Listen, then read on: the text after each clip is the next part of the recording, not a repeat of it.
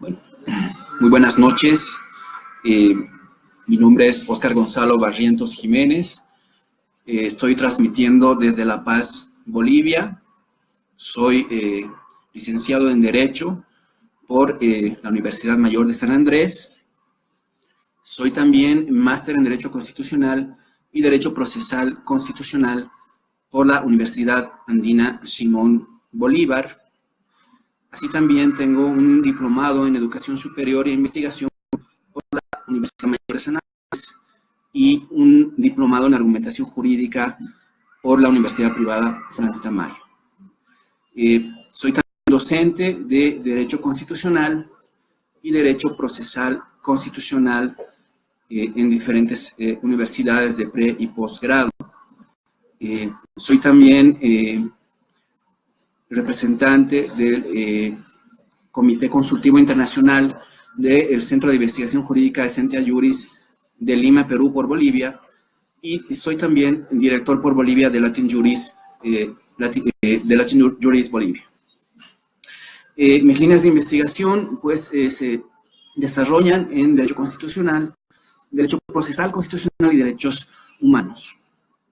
No quisiera iniciar esta ponencia sin antes agradecer pues al gran Latin Juris esta gentil invitación y también agradecer a su director general, el doctor Damián Armijos, a quien le mando un fraternal saludo.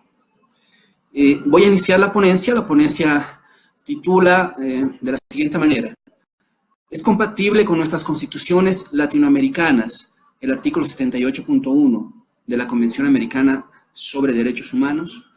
¿No? Y para, bueno, hacer el análisis e intentar dar una respuesta, porque gracias a la aplicación de este artículo, pues precisamente el hermano país, bueno, a través de su gobierno, sale de la Convención Americana de Derechos Humanos. Y es importante por ello realizar un análisis no inextenso lamentablemente el tiempo, pero sí un análisis sucinto, ¿no?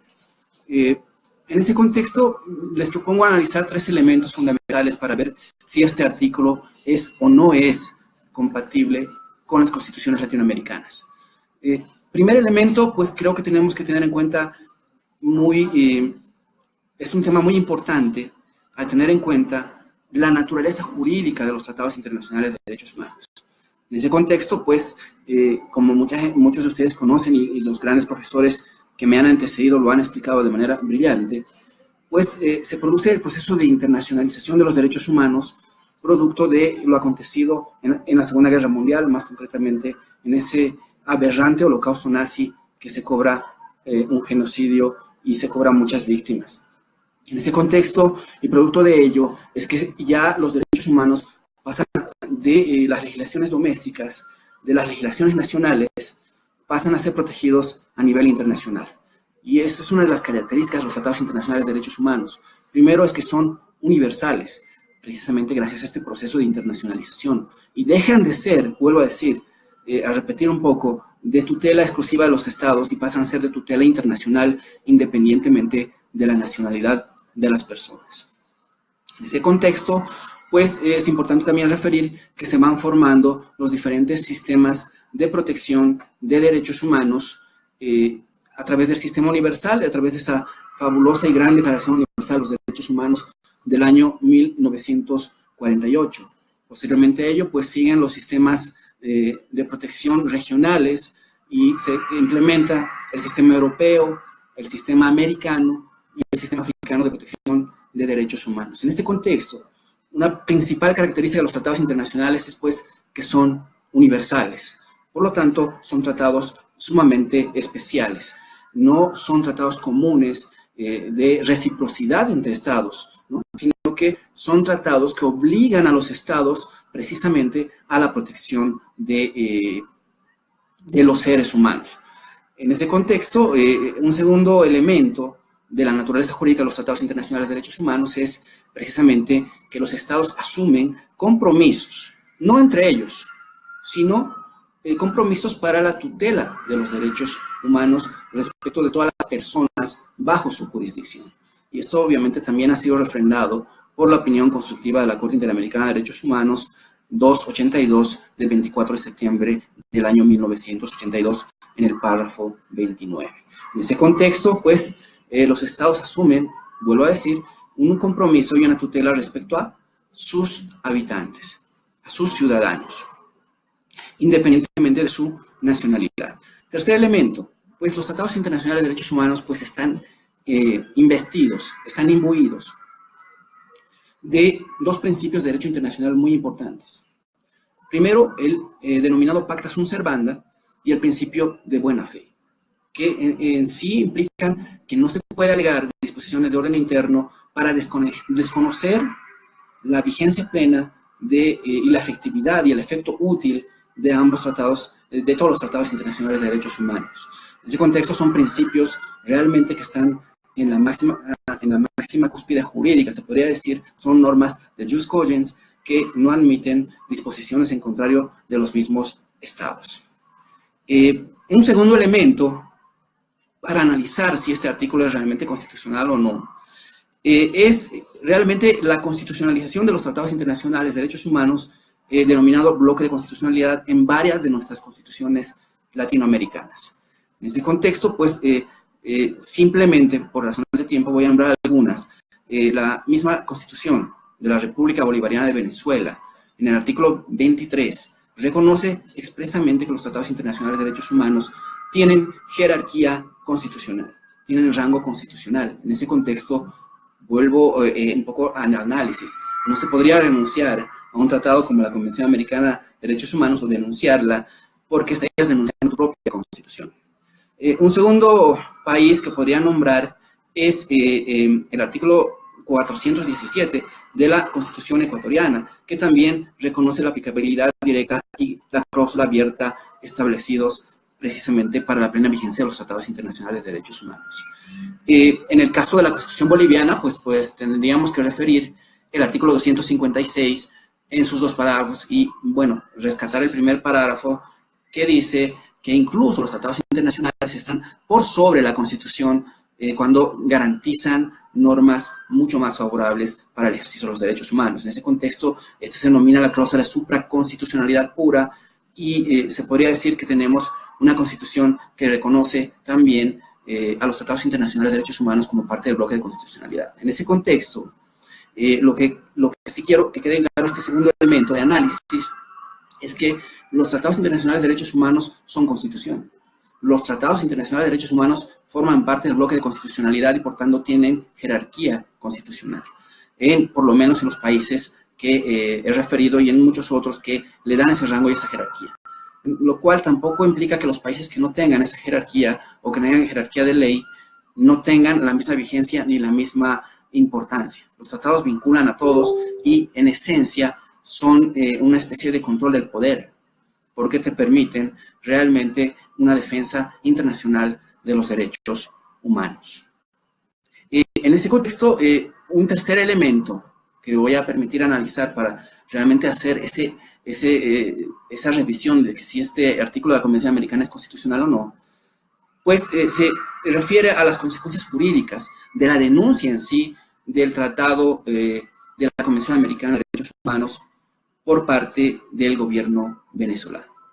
En ese contexto, he dividido el análisis en dos elementos. Primero, consecuencias para el pueblo venezolano. Y segundo, consecuencias para el sistema interamericano de derechos humanos. Empiezo por lo primero.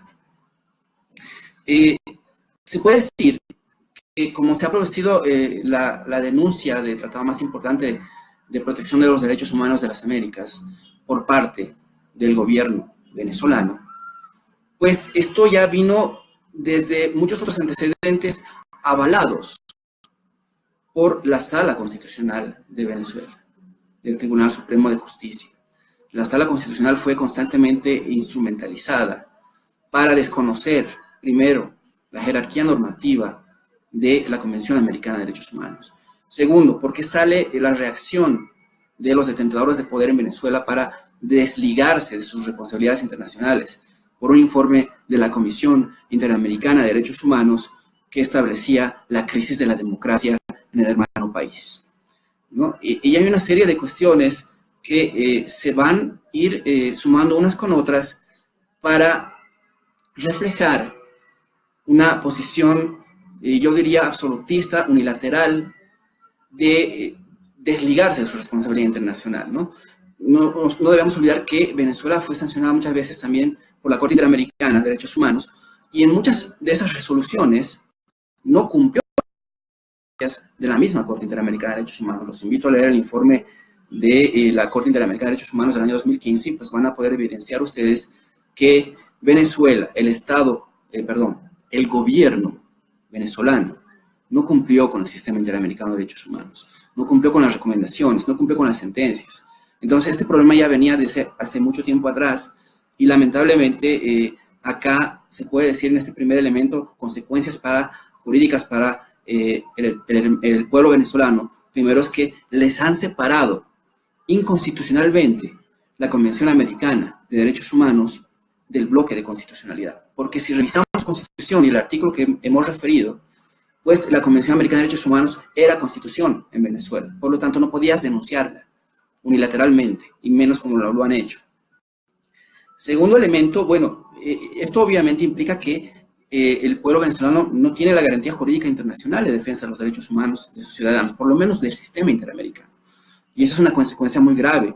¿Por qué? Porque puedes presentar peticiones internacionales ante la Comisión, pero ya no vas a poder lograr que la Corte sancione jurídicamente al gobierno venezolano. Y ese es un gran retroceso en materia de derechos humanos. Segundo elemento de las consecuencias. No existe la posibilidad de sancionar jurídicamente al Estado venezolano por violaciones de derechos humanos post denuncia 10 de septiembre del año 2013. En ese contexto, pues, las violaciones que se están produciendo, realmente el complejo panorama que está viviendo el hermano país, pues realmente hace que exista una imposibilidad de que la Corte sancione nuevamente a Venezuela posterior a la fecha indicada. La tercera consecuencia, no se aplica más, y esta es realmente una consecuencia muy importante, no se aplica más la doctrina del control de convencionalidad establecida en el famoso caso Almonacid Arellano versus Chile del año 2006 en el párrafo 123.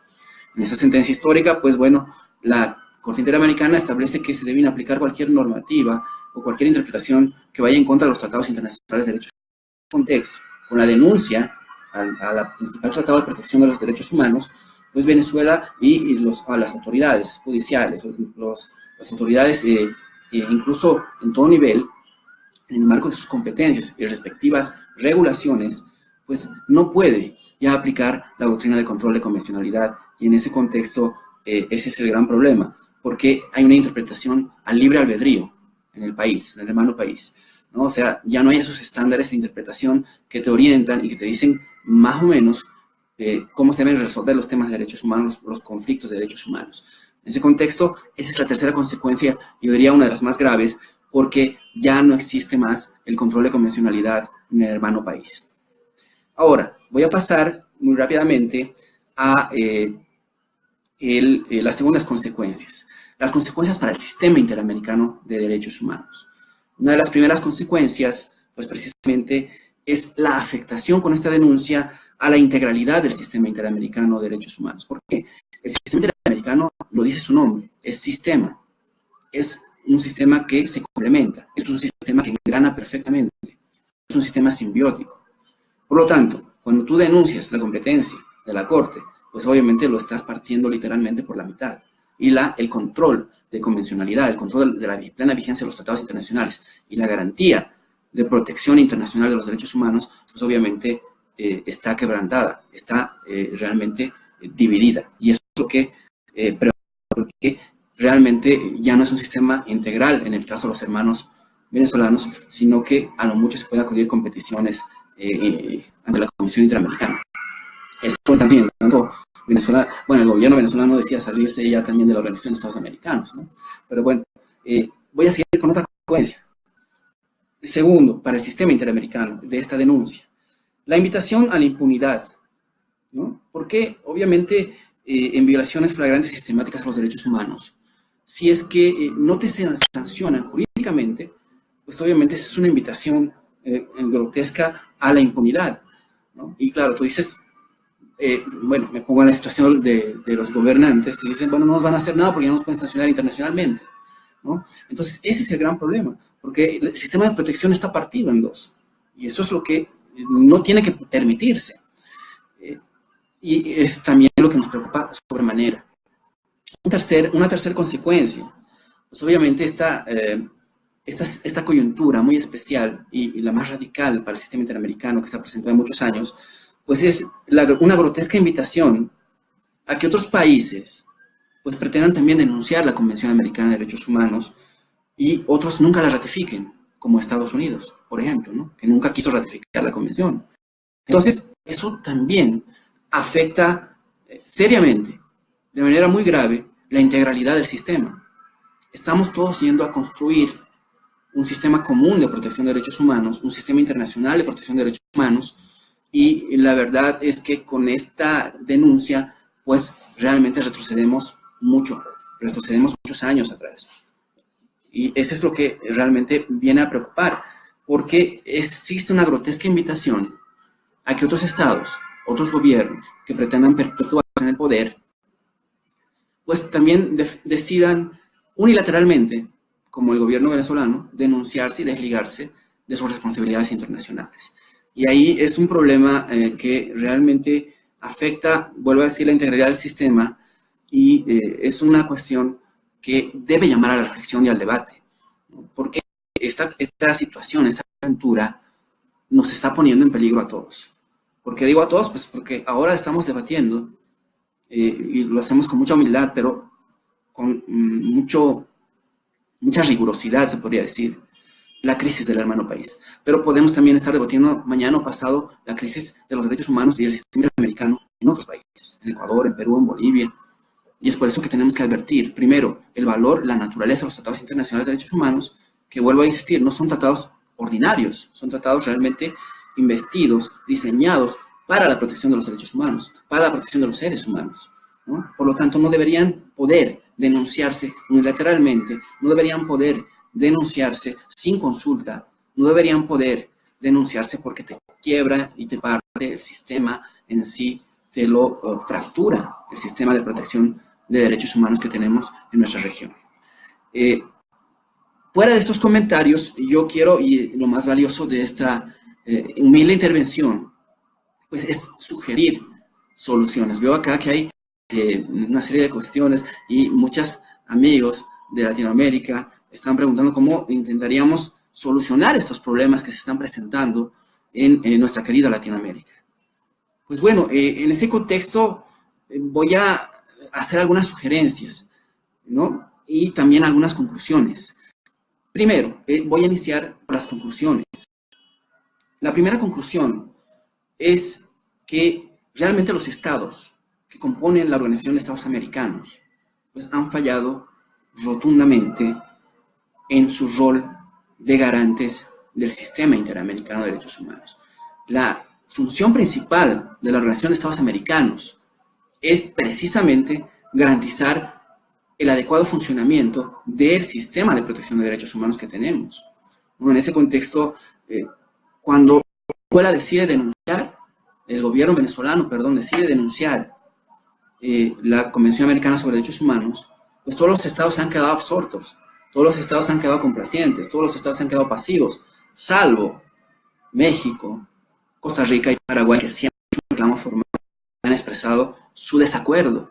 Pero producto de, bueno, los otros países, los demás países, pues no dijeron nada. Todos hemos mirado de palco que pase y se cumple el año de plazo que establece este artículo 78.1 de la Convención.